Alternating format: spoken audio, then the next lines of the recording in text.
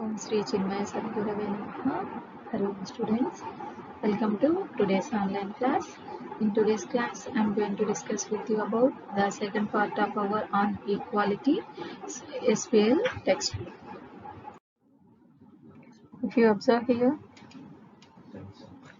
all people they standing together. What people means our citizens are our pillars. So this is our parliament building. Here our leaders and people all together they stand to hold the democracy. This picture shows us how equality promoted in a democratic nation. Open your textbook children here. If you observe the picture here, two children, those who belongs to cobbler family. Some rich people came near to the children and polished their shoes. For that purpose, they thrown some coins on the faces of the children as a remuneration of the children. But here, children, these people, once you observe the facial expressions of these people, the boy here questioning the rich people. He didn't accept that thrown coin by the rich people. This is a small picture in the film Diva in the year 1975. A boy who works as a shoe shine refuses to pick up a coin thrown at him. He feels that there is dignity in the work that he does and insists that his fee be given respectfully. Even a small child, a 10-year-old boy, expecting respect from others. As he works, he respects his work. In the same way, he expects respect also from the customers. When the person thrown a coin, he refused to take. At the same time, if you observe here, after the conversation, the rich people giving the coin to the boy with his hands. So that is what we call as self-respect. Self-respect or dignity. So that is the main thing what we are getting in a democratic nation. Dignity and self-respect are the most common things in democratic form of government, and it is not possible in any other kind of governments.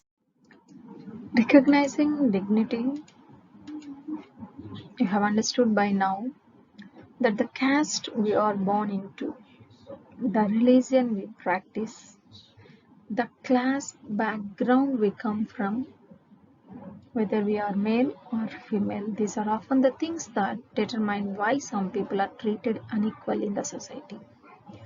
For example, Om Prakash Valmiki and the Ansari's families, we observed in our first lesson, are being treated unequally on the basis of differences of caste and religion. Here, Om Prakash Valmiki discriminated on the basis of caste system, whereas Ansari discriminated by the society on the basis of their religion and non-vegetarian. Here, different people, each and every person in the society, they want some dignity in the society. But in our society from ancient period onward, children, many of people, they are discriminating on the basis of the caste they born, religion they practice, and economic status of the family and the gender. These all are These are all the discriminations what we faced in our regular life in our society, children. When persons are treated unequally, their dignity violated. The dignity of both Om Prakash Valmiki and the Ansari was violated because of the way in which they were treated. By picking on him and making him sweep the school because of his caste, Om Prakash Valmiki's schoolmate and teachers hurt his dignity badly and made him feel as if he was less than equal to all other students in the school. If you observe the Om Prakash Valmiki feelings here, so he is the person who gave a punishment by the headmaster to sweep the entire playground. Nearly 4 to 5 acres of land by a single boy of 9 years old. In this situation, Om Prakash Valmiki feel very bad because why I will be born in a place in a caste. What is on the way? What the society? How this society showing partiality on the child? Here, really, Om Prakash Valmiki suffer a lot, being a child of Dalit family. Why the boy felt in that way? Only because of the society. Only because of the society and the surrounding people made the boy to felt bad. I said it was his father who, on seeing his son sweep, felt angry by this unequal treatment and confronted the teachers. If the father not observed the child, he will be continuing the work for more days. But because of the situation, when the father enters into the scene, then only the boy get out of from the work or the punishment given by the teachers or the headmaster. Whereas Ansari's dignity hurt here because all the society people of the apartments refused him to give their home for the purpose of rent to the Ansari family. What is the reason? Only because of religion. All the apartment members belongs to one community, but whereas Ansari belongs to another community means religion. Because of the religion, Ansari hurt because of the society. He felt bad because society insulted him based on the religion. So that every person they need some self-respect and dignity. And even though when the property dealer suggested that to change the name, that was a situation what he felt very bad. Because he needs his own dignity by following his own name, not by changing name. So that Ansari also refused to change his name and to take the house for rent. These are the two examples why we need dignity and self-respect in the society. Respect means dignity, self-respect, and it is also very important to treat others with respect, with honor. So these are the different meanings for our dignity. It is a respect what we are getting from others. In one word, we named with dignity. Here, I want to give a small definition for this dignity. Shown to you as a human being and as an individual by others, and demonstrated by courtesy, good communication, and taking time. Privacy in terms of personal space, modesty and privacy in personal care, and confidentiality of treatment and personal information. Dignity. Self esteem, self worth, personal identity, and self of oneself, promoted by all the elements of dignity but also by all the little things. A clean and respectable appearance, pleasant environments, and by choice and being listened to. Autonomy, including freedom to act and freedom to decide, and based on opportunities to participate and clear, comprehensive information. So, when we are getting these all the things, then we can say that we are leading a dignified life in the society. Always each and every person from beggar to everyone, they're expecting some respect from others. Yes or no? Even as a child, 10 years old boy or girl, if anyone call you, outsiders call you, Ray, come here. No, we don't want to go. Yes or no? Immediately we shout on them, why are you calling me Ra? Yes or no? Yes, immediately we are questioning them. Then what we are expecting, hey Babu, come here. Then it is dignified word. Yes or no? If they call you Ra, immediately we will respond to that. Don't call me Ra uncle or auntie. Yes or no? Yes, that is what I'm saying exactly. That what we are expecting from others. Dignity or respect. Coming to the lesson. This is our parliament, is the cornerstone of our democracy, and we are represented in it through our elected representatives. Yes, sir. So we are the people who elected our representatives, all together standing as one pillar. The all people act as pillars. Equality in Indian democracy. The Indian Constitution recognizes that every person is equal. This means that every individual in the country.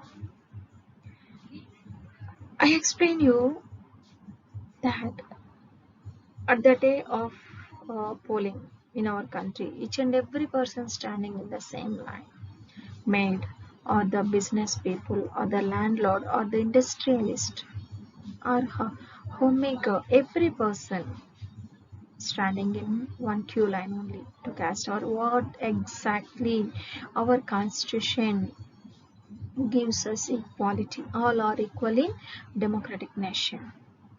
That means that every individual in the country means male, female, each and every caste and community, every religion, every tribe, educational and economic backgrounds means either the person is belongs to poor community or the rich community. All are recognized equally. This is not to say that inequality ceases to exist. It doesn't, but at least in democratic India, the principle of equality of all persons is recognized. Is that no? While earlier no law existed to protect people from discrimination and ill treatment, so that untouchability levels are very high in our society before the constitutions.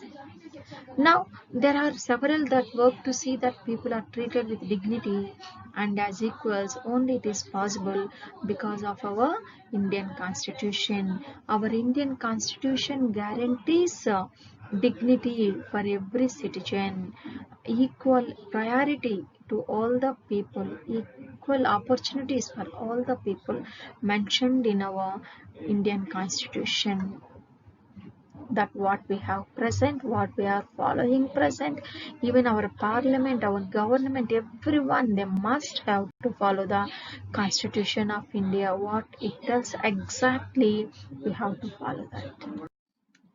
To avoid this inequality in our society, our government following different provisions.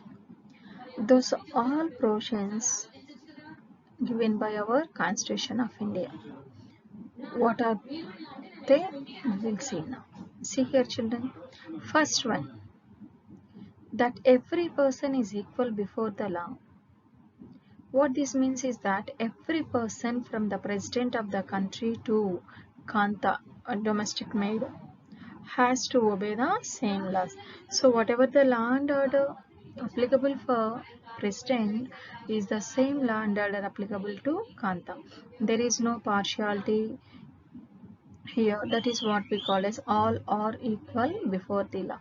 Second one, no person can be discriminated against on the basis of their religion or their color or their caste or the region where they born or whether they are female or male. So equality. What is the second one? Equal. All are equal irrespective of their region, religion, caste, gender or race.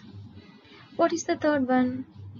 Every person has access to all public places, including playground is common for all, hotels common for all, shops and markets. All persons can use publicly available wells, roads and bathing carts. So we can use any public property which is constructed by the government, or we can use any hotel, shops and markets, but we need to pay there.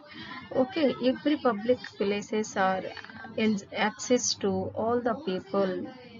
There is no partiality to any. No one should say no to enter into the market or the hotel or the shops based on your caste or based on your religion or the gender. And the fourth one is untouchability has abolished. What is meant by untouchability? Untouchability earlier, partiality based on the caste system we called as untouchability. So even Dr. B.R. Ambedkar fight a lot to abolish this untouchability after the constitution. So now there is no untouchability in our country. The two ways in which the government has tried to implement the equality that is guaranteed in the constitution is, the first one is through the laws. The first one is through the laws. So our government tried to implement equality which was guaranteed by the constitution by using laws, law and order. And the second one is through the government programs or schemes to help disadvantaged communities. There are several laws in India that protect every person right to be treated equally.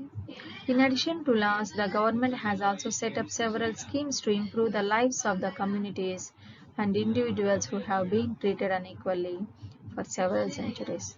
These schemes are to ensure an opportunity for people who have not had this in the past. See here how our government is trying to sure that equality, all communities are equal, all religions are equal. For that purpose, they are using different programs and schemes to help the disadvantaged communities in the society by providing midday meal schemes to the people to enroll the education, and by providing government health facilities or as well any subsidiary loans to disadvantaged people are the some examples. See here children, this is our the first page of Indian Constitution, what we call as a preamble page of the Constitution. Here they clearly mentioned about that equal justice, liberty, equality, fraternity. In our Constituent Assembly, this 26th day of November 1949, when they adopted, enact and give to ourselves this Constitution. So they clearly mentioned in our Indian Constitution about the equality to all, equal opportunities, equal justice and freedom to express their problems and brotherhoodness among the nation's people. Okay. As a part of this equality, our government also implemented different programs to the people. First example here, midday meal scheme. In this midday meal scheme, Our government provide free cost of books, free uh, afternoon lunch to the children with the proper guidelines and the proper vitamins and meanwhile weekly thrice egg and different types of protein food supplied by the government of India to the children. So Tamil Nadu was the first state in our nation to start this midday meal program in our country. And after that, in 2001, a Supreme Court instructed every state to implement a midday meal scheme in their schools. This midday meal scheme helps to the people, children, to reduce the malnourishes among the children, as well as it helps to the regular attendance to the school also. It is very helpful to these children. How this midday meal scheme started? A small information to here. It was started in 1960 by Kamras in Tamil Nadu and later expanded by the M.G. Ramchandran in the year 1982. It provides lunch free of cost for school-going children in all working days, not in holidays, only in working days. And world's largest feeding program, reaching up to how many children? 12 crore children. In 1925, a midday meal program was introduced for disadvantaged children in Madras Municipal Corporation. First time in 1925 only. After that, 1995, Government of India implemented it as the national program of nutritional support to primary education to give proper nutritious food to the small children. First, it was implemented only for small child primary students. And this national program of nutritional support to primary education was launched as a centrally sponsored scheme on 15th August 1995, initially in 2408 blocks in the country. Means blocks means mandals. Overall 2408 mandals in our nation in the year 1995 in the month of August started this midday meal program to the children. What are the main objectives of this midday meal scheme? The first one is protecting children from classroom hunger and increasing school enrollment and attendance to the school and improving socialization among the children belonging to all castes. So it is very helpful to the children to avoid from hungry, especially uh, disadvantaged children, and increasing school enrollment for the purpose of food, at least because most of the families in our country below the poverty line, means poor families, not sending their children to school. They are interested to send their child to the work, not for the school. At least to encourage the child to coming to school for the purpose of food. With this institution, our government started this midday meal, so that because of food, the children may come to the school regularly and increases his attendance. And the next one is improving socialization among children belonging to all caste people. So they learn how to mingle with other children, not only with their family members, with all the communities of the society. That is one reason. And then addressing the issue of malnutrition among children and social empowerment of women by creating employment. So to reduce the malnutrition among the children and to give the more priority to the women for creating employment, because to cook food we need some women, so that women will get employment because of the midday meal scheme. That is the um, reason behind that. And improving the nutritional status of children from classes 1 to 7th, 8th in government, local body government aided schools, and education guarantee scheme under the EGS, and alternative innovative education AIE. So among the different schemes, different people, they get different opportunities, and they have the what we call at least for the purpose of food, they will come to the school. That is the main reason behind the. While government programs play an important role in increasing equality of opportunity, there is much that still needs to be done.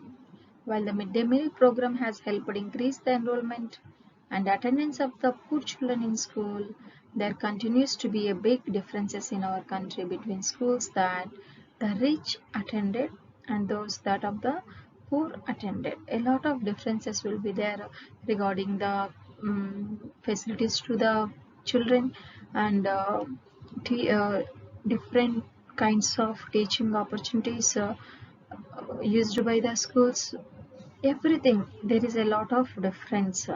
Even today there are several schools in the country in which Dalit children like Prakash Valmiki are discriminated against and treated unequally. Especially these kind of discrimination we observe in rural areas, most probably the two remote rural areas. So these children are forced into unequal situations in which their dignity is violated or not respected. This is because people refuse to think of them as equal even though the law requires it. So when we have the law and order, but most of the cases, the children's dignity violated by others. They are not respecting by others. What is the one of the main reason in our society?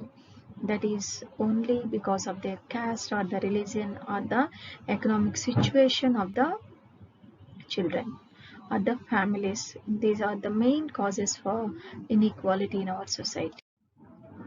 Here, Dr. B.R. Ambedkar, it is disgraceful to live at the cost of one's self-respect. Self-respect is the most vital factor in life. Without it, man is keeper to live worthily with self-respect. One has to overcome difficulties. It is out of hard and ceaseless struggle alone that one derives strength, confidence, and recognition. So, by doing different activities, by struggling, and they want to prove that all are equal in the society. Opinion of the Dr. B.R. Ambedkar. And issues of equality in other democracies. You are probably wondering whether India is the only democratic country in which there is inequality and whether the struggle for equality continues to exist. No, many countries, many people in different countries, they are facing discrimination. Now I'm going to give you an example. Discrimination going on in United States of America. Still today it will be in some places. In the United States of America, the African American means the natives of Africans, those who settled in America for different reasons. Especially these African people, they sent as slaves to the America largely by the European countries to do the cultivation. So that the forefathers of the Africans settled in America, those children we call as African Americans. Understood? This despite the fact that there was a movement in the late 1950 to push for equal rights for African Americans, means these people not treated equally with the white Americans, Native Americans. Everywhere these people are discriminated by the white people or the Native Americans. For example, when traveling by bus, they either had to sit at the back of the bus, black people, or they have to stand. Whenever white person wish to sit, these people forced to stand or give their seat to the white people. In this way, discrimination is going on in America based on the skin color. Here, one small example, children, regarding the African American discrimination in bus. Rosa Parks was an African American woman tired from a long day at work. She refused to give up her seat on a bus to a white man on 1st December 1955 because she was tired because of the long day work in her office, so that she want to sit. When white man comes to her to ask seat, she refused to give. Because of her refusal, that day started a huge agitation against the unequal ways in which African Americans were treated, and which came to be known as the Civil Rights Movement. Here, the Civil Rights Movement Act of 1964 prohibited discrimination on the basis of the color. Race means color, and their religion or national origin means where these people are belongs to Africa and these people are belongs to America. So that based on the nationality, these people, and based on their color also, they discriminated. It also stated that all schools would be open to African American children and that they would no longer have to attend separate schools specially set up for them. So earlier, what kind of discrimination is going on? So there are separate schools for blacks and whites, separate public places for whites and blacks. Everywhere these black people discriminated by them. However, despite this, a majority of our African Americans continue to be among the poorest in the country. Most of the poor people in America belongs to African community. These people are not offered any education is equal to the American children, and there is no qualified teachers to them, and there is no private schools for them. So everything these people discriminated by the white people in America. Yes, a few clippings from Civil Rights Movement of America. So he is Mr. Martin Luther King Jr. Who played a vital role in Civil Rights Movement. And here, person who faced discrimination in bus and who was arrested because she refused to give the seat to the white people. That is the sin made by her. And here Mr. Martin Luther King and the supporters, the Black Lives Matter here, so that these people have to identified equally by the government and the other people also. That is the main reason for Civil Rights Movement of America. What is the wrong made by Rosa here? See, on December 1st, 1955, Rosa Parks was arrested in Montgomery, Alabama because she refused to give up her seat when a white man boarded the bus she was on. Her arrest resulted in the Montgomery bus boycott. The black population refused to use the city's bus services. The boycott was led by Martin Luther King. Just now I shown the picture of Martin Luther King to you. Here, because she refused, so that she was arrested by the police, and entire black people conveyed their support to the movement. Everyone black people, they boycotted the service of the town buses. And this boycott led by young Martin Luther King and lasted how many days? 381 days, and led to similar boycotts across the South.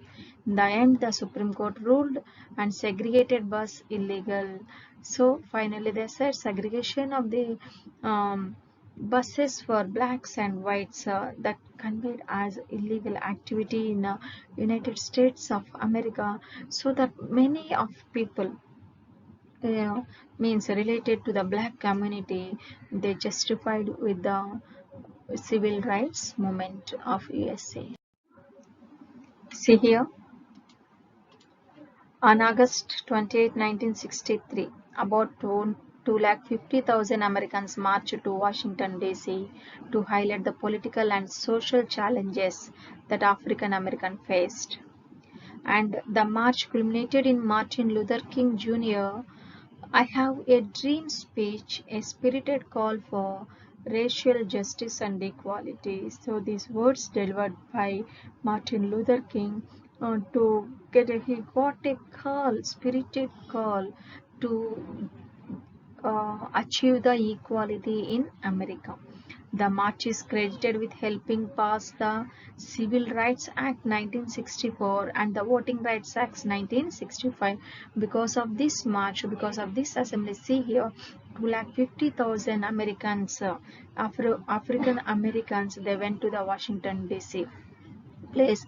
And finally the government also made the act of Civil Rights Act 1964 and the Voting Rights Act of 1965.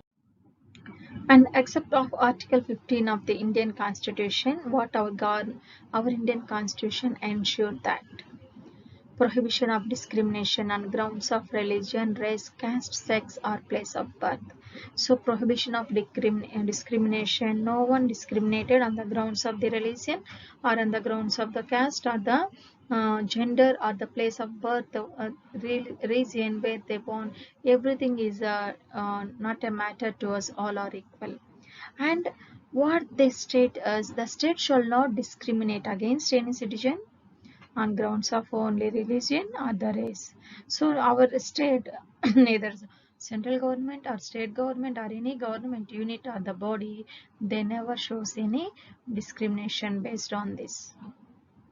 And no citizen shall, on grounds of religion, race, caste, sex, place of the birth, or any of them, be subject to any disability, liability, restriction, or condition with regard to everyone access to shop, public restaurant, hotels, and places of public entertainment. Everyone is allowed. It doesn't matter uh, which caste they belongs to, which community they belongs to, what is the economic condition of the people, nothing. If the people are affordable to get those services, they can, and there is no discrimination regarding this.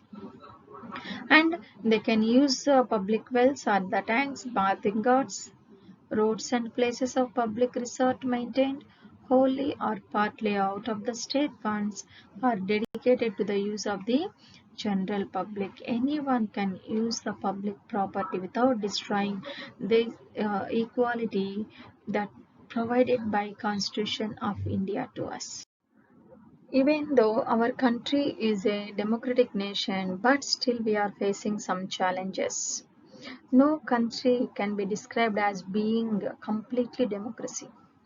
And there are always communities and individuals trying to expand the idea of democracy and push for a greater recognition of equality on existing as well as new issues also. So each and every person are trying to achieve the individuality and dignity and to be as a democratic country.